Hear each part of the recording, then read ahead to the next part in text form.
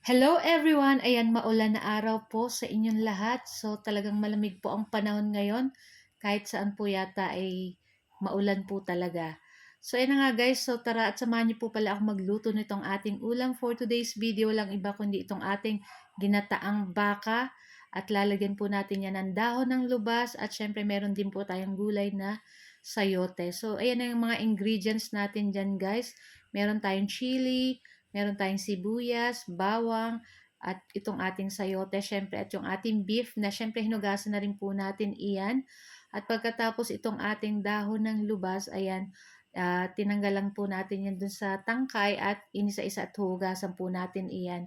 So ito pong dahon ng lubas, hindi ko po alam kung ano po ang tawag nito sa Tagalog. Basta usually po nilalagay po yan sa mga sinabawan na pata, mga sinabawan na baka, like pampaasim, ayan. Masarap po ito guys, lalo na kung yung lumbod or yung yang panadahon, makakain mo pa. So yung nakuha ko guys is medyo matigas na, pero okay lang po yan kasi nakakapampaasim pa din po yan. So after nyan guys, so nagpainit tayo ng kawali at nag-start na tayo mag-isa ng ating mga bawang at sibuyas. At pagkatapos ay naglagay na rin tayo dyan ng ating beef. Ayan, so gumamit po ako ng beef loin para madali lang po siyang maluto. Ayan, madaling lumambot.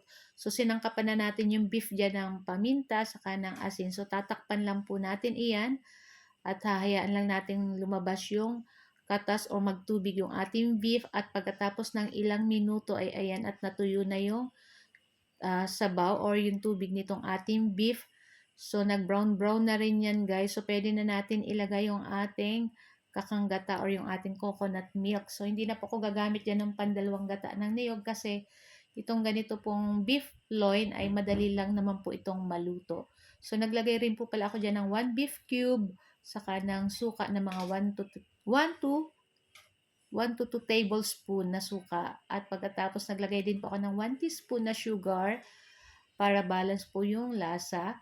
At pagkatapos nilagay na rin po natin dyan yung ating dahon ng lubas. Ayan, mga ilang minuto lang ay nilagay na rin po natin dyan yung ating isang pirasong siling pangsigang. So, isa lang po yung nilagay natin dyan guys. Kasi nabili kong sili ay maanghang. So, baka hindi makain po ng 3 sons ko. So, pagkatapos ilagay na rin natin dyan yung ating sayote. So, gumamit lang po ako dyan ng 2 piraso at pig-slice ko lang ng ganyan kalalaki.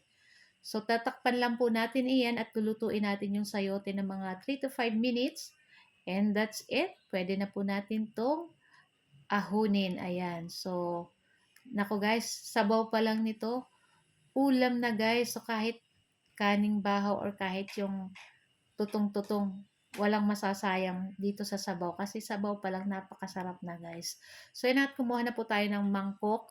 At ayan, pig-transfer na natin itong ating nilutong ginataang baka. At ready na rin po kaming kumain ng aming lunch. So, tara na guys. At samahan nyo na rin po kami. So, kung hindi nyo pa po natatry yung ganitong luto, nako, itry nyo na po at check na magugustuhan ito ng family ninyo. So, guys, ayan na po at ready na. So, guys, thank you for watching. Ayan, see you our next video. Ayan, sa ating mga new followers, thank you po sa pag-follow. At sa lahat po naman nagko-comment at nag-share ng ating video, maraming salamat.